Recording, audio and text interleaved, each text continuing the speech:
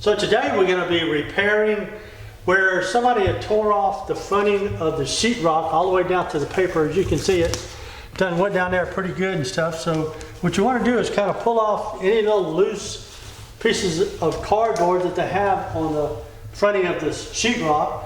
So after you do that, then you want to take a hand sander and kind of sand a little bit, try to get any remaining paper that might be on there and stuff like that. So here we're just going ahead and sanding all these spots.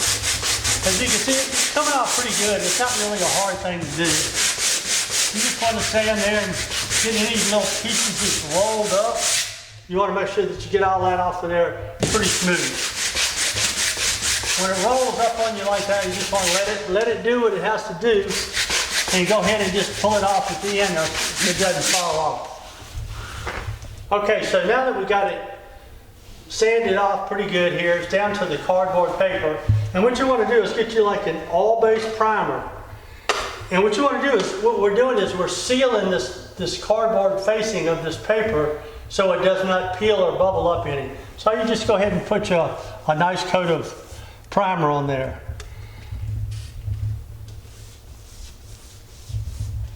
Just put it on there kind of nice and thick so it'll seal all that cardboard to the sheetrock itself.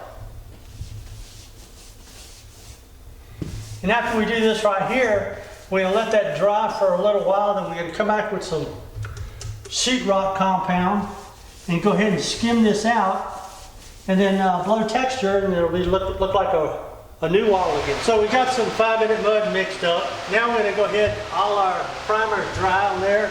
So we're going to go ahead and skim over the top of each one of the places where it was pulled off.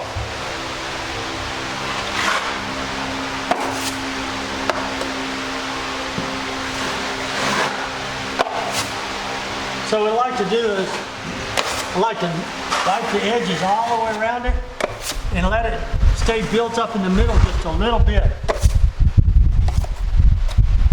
That's the reason you'll always see me using this big old 12 right here. I don't use the 6 too much other than taping with regular tape. So just knocking each edge down in there, let it stay built up in the middle.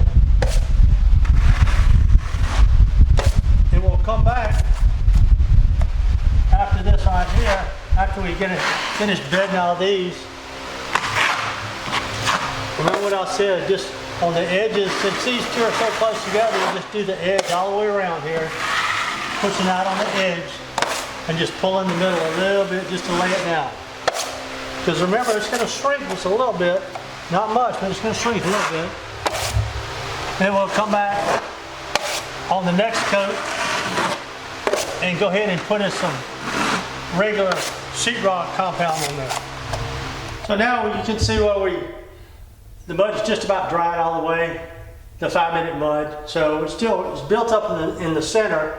So what we're going to do is, instead of just going over each one of the little patches and stuff, we're just going to bed the whole area right there, and that way they'll all blend in together.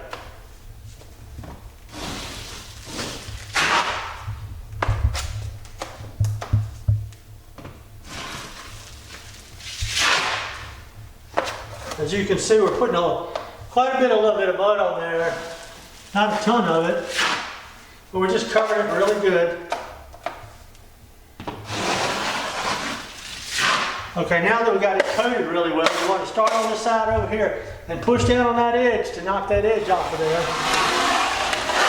Just like that. And so now you want to kind of put more pressure on this side right here, leaving this side up light so it doesn't leave any lines on there. You just want to keep it pretty close to there,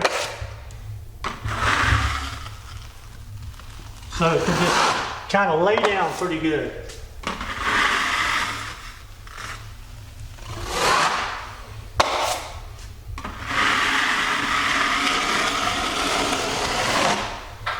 So, and then on this back edge right here, you want to push down on that edge and knock that all the way off of there. So you got just a little bit of lines in there, so we'll go back over it, just hold it really close to the wall, just pull it over there, not applying too much pressure to it.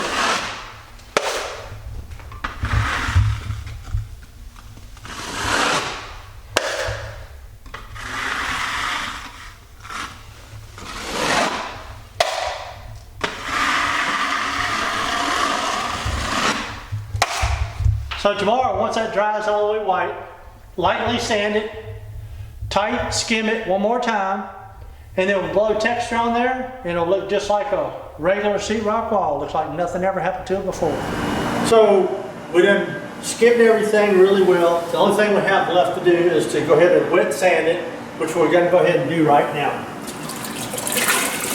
So you just get your sponge wet and wring it out. Just go around the edges so it'll just about melt off and blend in with the rest of it.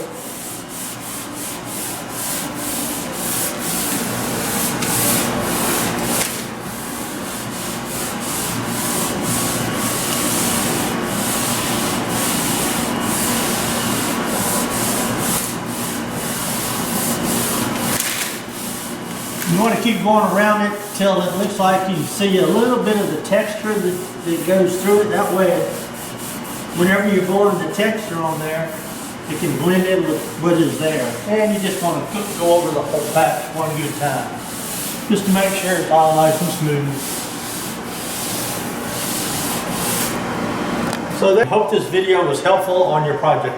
If you want to see more videos, give me a thumbs up and ring the bell and subscribe. Shout out to all our military men and women. Thank you for all their hard work around the world. Hoorah! We will see you on our next video.